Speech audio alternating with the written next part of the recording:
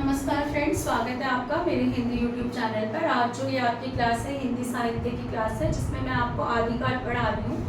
पिछली क्लास में मैंने आपकी आदिकाल की क्लास शुरू की थी, जिसमें हमने सिद्ध साहित्य और नाथ साहित्य के बारे में पढ़ा था।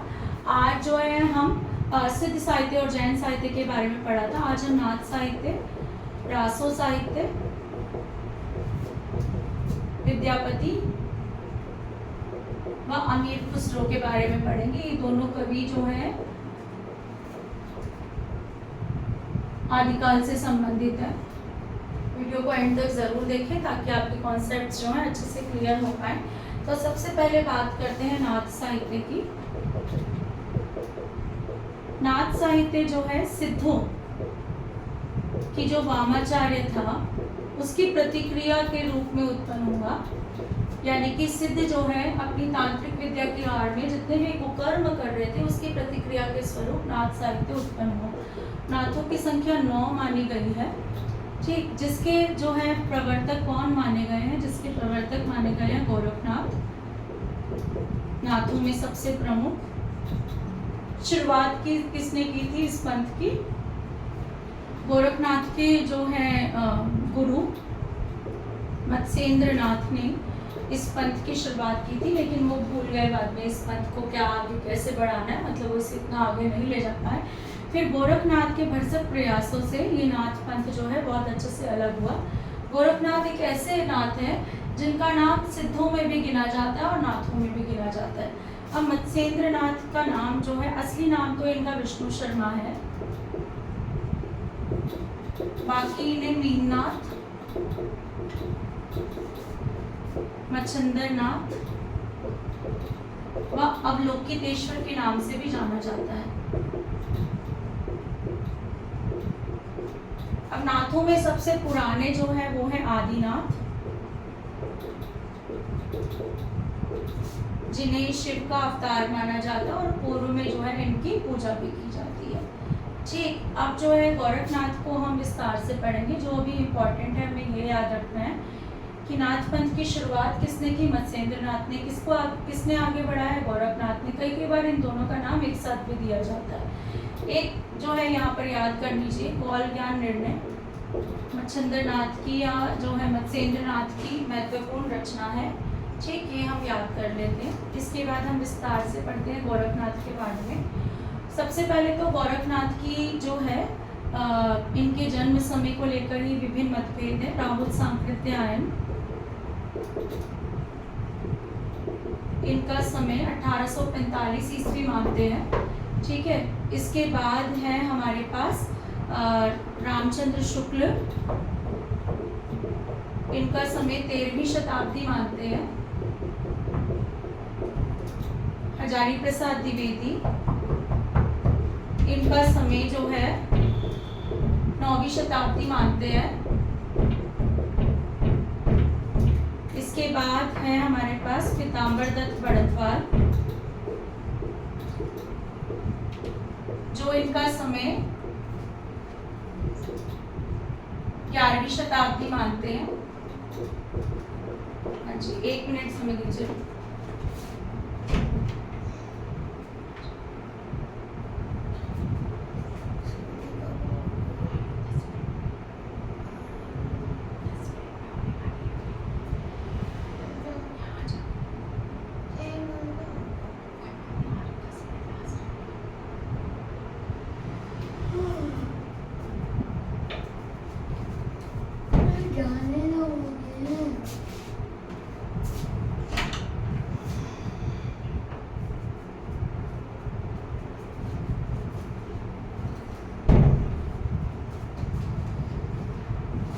इसके बाद जो है हमारे ये इनके जो है जन्म काल के विषय में जो है विभिन्न मतभेद है।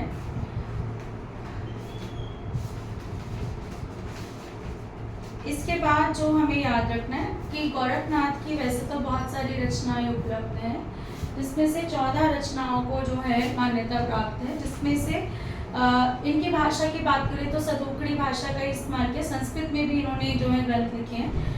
गोरखवाणी नाम से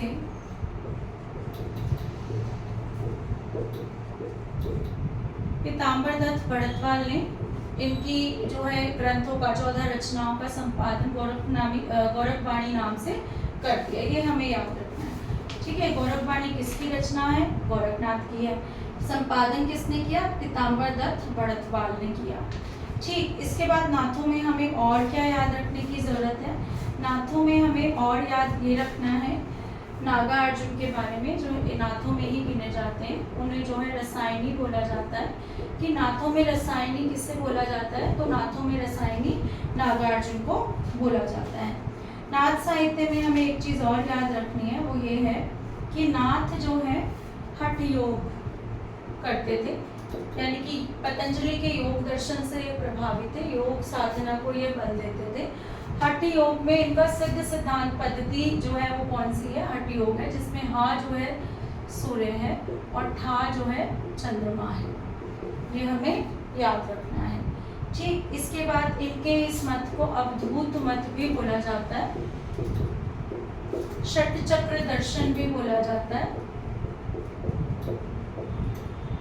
कुंडलिनी जागरण भी बोला जाता है। ये हमें याद रखना है, ठीक।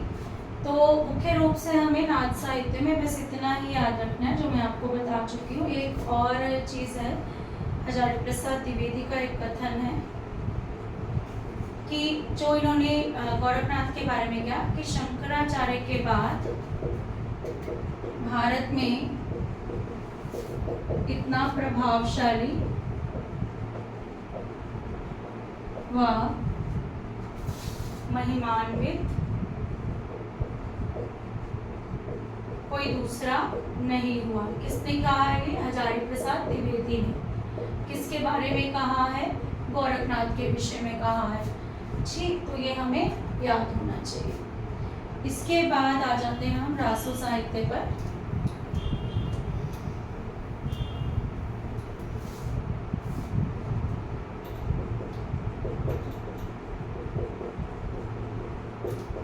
रासो साहित्य में सबसे पहले तो कि रासो क्यों लगा है सभी साहित्यों के बीच में, तो रासो साहित्य जो है वीर गाथा से संबंधित है, लेकिन इस रासो शब्द की उत्पत्ति में विभिन्न विद्वानों के बीच में अलग अलग मतभेद है कि कोई जो है रासो को किसी शब्द से उत्पन्न मानता है, कोई किसी शब्द से उत्पन्न मानता है। तो सबसे पहले रासो शब्द की उत्पत्ति में जो अपवाद में सबसे पहला जो अपना समर्थन दिया, गाड़सा दत्तासी ने बोला कि इस शब्द की उत्पत्ति राजसूय से हुई है, राजसूय शब्द से हुई है। राजसूय यज्ञ जो पहले होते थे। इसके बाद जो है कई विद्वानों ने रहस्य माना। इसके बाद रामचंद्र शुक्ल क्या कहते हैं, रसायन शब्द से इसकी उत्पत्ति हुई है। तो रसायन उन्होंने बीसलदेव रासों में एक शब्द पढ़ा था, 2-3 बार आया है इस ग्रंथ में, तो इन्होंने इसकी रसायन शब्द से मानी जो मान्य नहीं है। इसके बाद हजारी प्रसाद द्विवेदी और राम कुमार वर्मा रासक शब्द या नाट्य रासक से इस शब्द की उत्पत्ति मानते हैं, नाट्य रासक से, जो सर्वमान्य है, जिसका अर्थ होता है रासलीला करना या जो है नाटक कह सकते हैं, ठीक। अब जो है वैसे तो बहुत सारे जो हैं इसमें माता प्रसाद गुप्त का है, गणपति चंद्र गुप्त का है, बहुत सारे जो हैं शब्दों की उत्पत्ति के लेकर मतभेद है। हम सिर्फ यही करेंगे। इसके बाद रासो साहित्य के प्रमुख रचनाकार कौन कौन से हैं और उनकी रचनाएं कौन सी हैं। सबसे पहली रचना है कुमांड रासो दलपति विजय की, 9वीं शताब्दी की रचना है।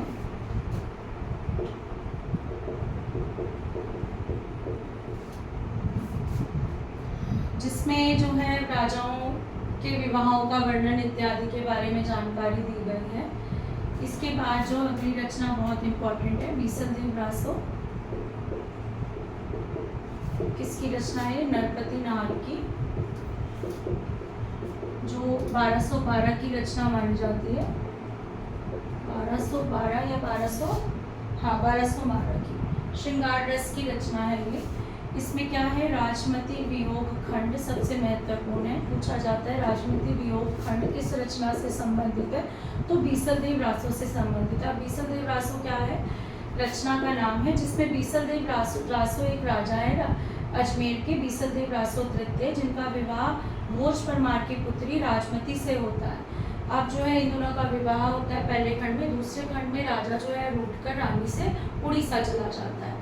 तीसरे खंड में राजमती का वियोग वर्णन दिखाया गया है कि कैसे वो परेशान हो जाती है, बावरी हो जाती है। चौथे खंड में इनके पुनर्मिलन की कथा है। तो उड़ीसा राजा कहाँ जाता है, उड़ीसा जाता है, ये आपको याद रखना है, ये भी पूछ लिया जाता है।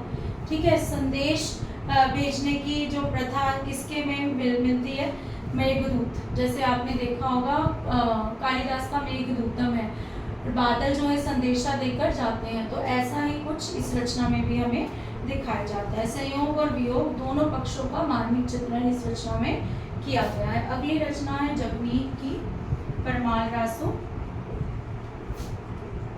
जगनीक जिसे आला खंड भी बोला जाता है। आला उदल दो वीरों की रचना है इसमें, जो अपने आश्रय राजा की जो है सुरक्षा करते हैं लड़ करके। ठीक है, इसका जो समय जो है 1230 माना गया है। वीर काव्य है ये। ठीक, इसके बाद आ जाती है हमारी पृथ्वीराज रासो। चंद्रबरदाई इसके कवि हैं, जिसे जो है रामचंद्र शुक्ल ने हिंदी का पहला कवि माना है, रामचंद्र शुक्ल ने। ठीक है, वैसे आपको एक और मजे की बात बताऊं, इन्होंने इसको पहला कवि और पहली रचना तो माना है, लेकिन इस ग्रंथ को ये जो रामचंद्र शुक्ल है बिल्कुल अप्रामाणिक मानते हैं। कारण क्या है कि पृथ्वीराज रासो नाम से कई ग्रंथ उपलब्ध हुए, तो विद्वानों में जो है ये बात फैल गई कि ग्रंथ सही है भी या नहीं।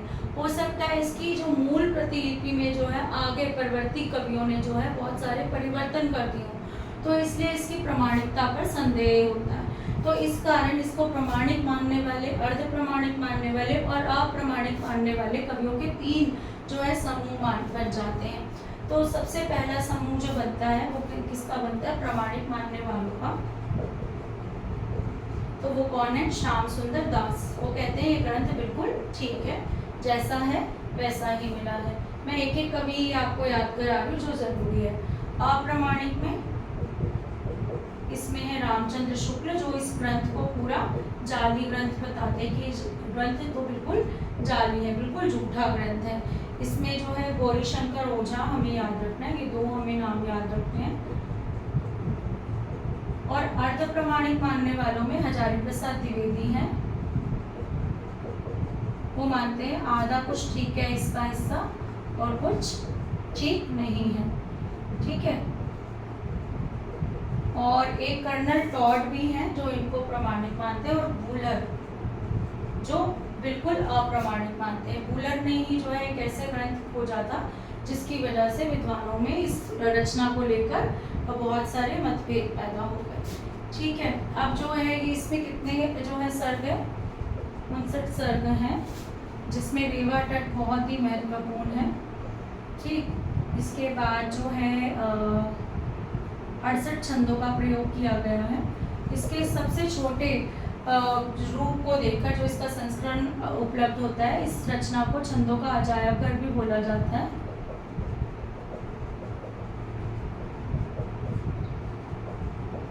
समय कम है वरना मैं आपको इसकी कथा भी सुनाती। यहाँ पर संयोगिता की बात की गई है। संयोगिता राजकुमारी है जिसके प्यार में जो है पृथ्वीराज चौहान जो है पड़ जाते हैं। हमें ये भी याद करना है कि संयोगिता किस ग्रंथ की पात्र हैं, तो पृथ्वीराज रासो की जो है पात्र हैं। ठीक है, इसके बाद हमें यहाँ पर चंद्रबरदाई के बारे में कुछ बातें याद करनी है कि इन दोनों, चंद्रबरदाई ने अपने आप को एक तो षटभाषा ज्ञाता और जो है ज्योतिष विद्या में धनी बताया गया। चंद्रबरदाई वैसे सच में जो है इस कवि की बात करें तो वो चंद्रबरदाई जो है सच में एक महान जो है रचनाकार माने जाते हैं। अब जो है कैमासवत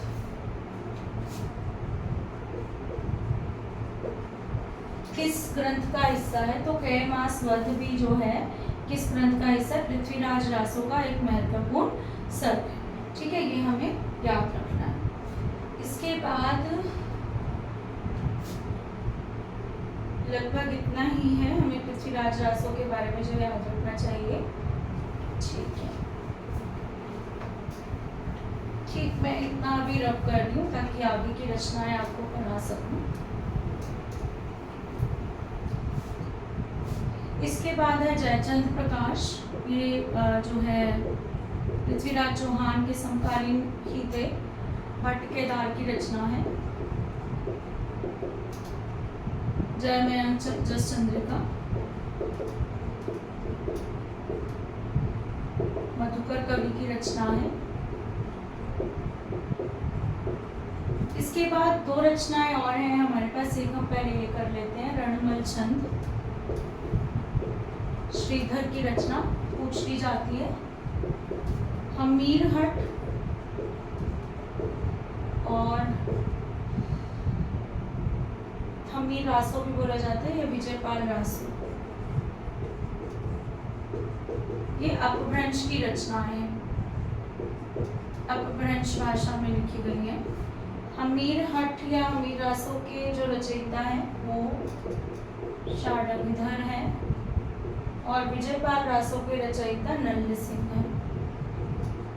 ये हमें रासो काव्य में याद रखना है। रासो काव्य में एक दो पॉइंट ये भी हैं, जैसे आलाउद्दीन मैंने आपको बता दिया, दो सरदारों की कथा है।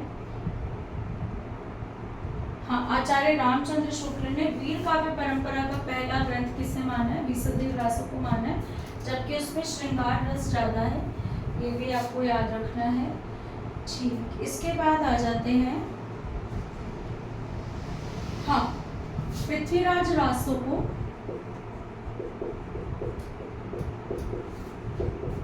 राजनीतिक त्रासदी किसने बोला है? तो बच्चन सिंह ने बोला है। ये बहुत इंपॉर्टेंट है, ये हमें याद रखना है। इसके बाद हम बात करते हैं विद्यापति की। 1350 से 1450 ईस्वी इनका समय है। इन्होंने जो है, इनके गुरु का नाम पूछ लिया जाता है हरि मिश्र।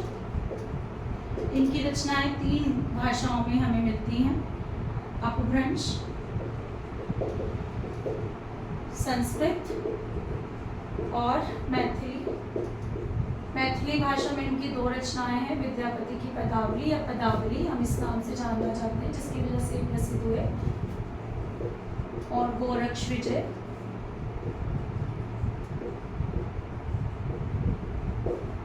अपभ्रंश में कीर्तिलता, कीर्ति पताका।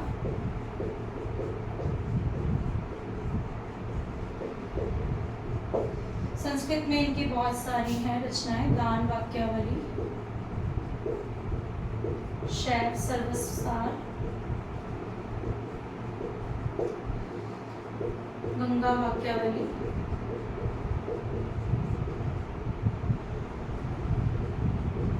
और पुरुष परीक्षा। ये बहुत पूछा जाता है, पुरुष परीक्षा, जिसे जो है परीक्षा गुरु उपन्यास से भी जो है कई बार जोड़ दिया जाता है। ऑप्शंस में हमें परीक्षा गुरु उपन्यास क्या दे दिया जाता है और पूछा जाता है किसकी रचना, और एक तरफ परीक्षा गुरु के लेखक का नाम दे दिया जाता है। तो पुरुष परीक्षा किसकी है? संस्कृत के कवि विद्यापति की है। ठीक, इसके बाद जो है विद्यापति को इनकी वैसे और रचनाएं भी हैं, लिखनावली, दुर्गा भक्त तरंगिणी। अब ये किसके यहाँ जो है दरबारी कवि थे? ये राजा शिव सिंह और कीर्ति सिंह के दरबारी कवि थे। ठीक है, ये इनके आश्रयदाता राजा थे, ये पूछ लिया जाता है कई बार। अब इनके लिए और क्या चीज़ें इंपॉर्टेंट है जो हमें याद करनी है विद्यापति के बारे में, जो हमें जाननी चाहिए? मैथिली भाषा की कौन सी रचना ने विद्यापति को प्रसिद्धि दिलवाई? तो विद्यापति की पदावली है, जो हमें याद रखना है। रामचंद्र शुक्ल जो है, इन्हें श्रृंगारी कवि मानते हैं। श्रृंगारी कवि कौन मानता है? रामचंद्र शुक्ल। ये हमें याद रखना है। और इसके लिए इन्होंने इनके लिए लिखा भी है कि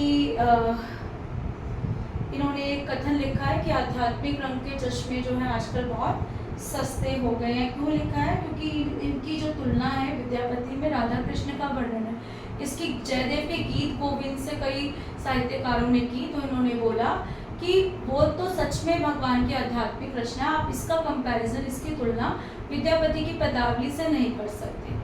ठीक है। इसके बाद जो है भक्त कवि किसने माना है इनको? हजारी प्रसाद द्विवेदी ने माना है। रहस्यवादी कवि जॉर्ज गियर्सन ने माना है। ये तीन हमें चीजें इनके बारे में याद करनी है। बच्चन सिंह ने इनको जातीय कवि कहा है।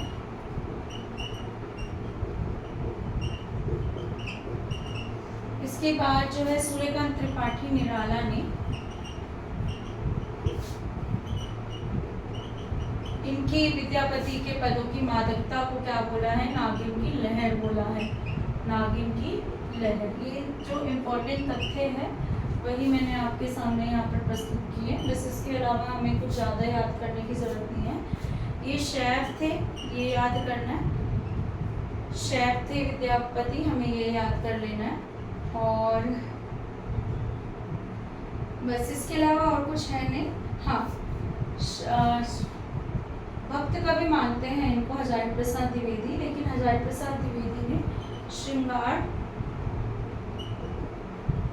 रस के सिद्ध वाक कवि भी किसको बोला है? विद्यापति को बोला है। किसने बोला है? हजारी प्रसाद द्विवेदी ने बोला है। इनकी एक जो है महत्वपूर्ण पंक्ति हमें याद करनी है, देसिल बहना सब्जन मिठा। देसिल बहना सब्जन मिठा, ये जो है बहुत पूछी जाती है। ठीक है। देसिल बहना सब्जन मिठा, ये हमें याद रखनी है। देसिल बहना में हो जाता है कई बार सब्जन मिठा। ठीक, ये हमें याद करनी है। इसके बाद जो है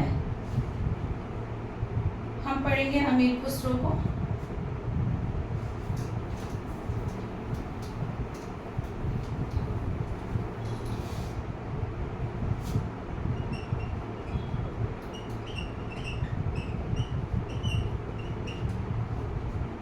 समय है इनका 1253 से 1325 ईस्वी, जो हमें इनके बारे में याद करना है। इनका जो असली नाम था वो अबुल हसन था। ठीक, अबुल हसन रियल नाम है इनका। निजामुद्दीन औलिया के शिष्य हैं ये। निजामुद्दीन औलिया, ठीक है, मात्रा देख लेना कहाँ से लगनी है। जन्म कहाँ हुआ है इनका? उत्तर प्रदेश के एटा जिले के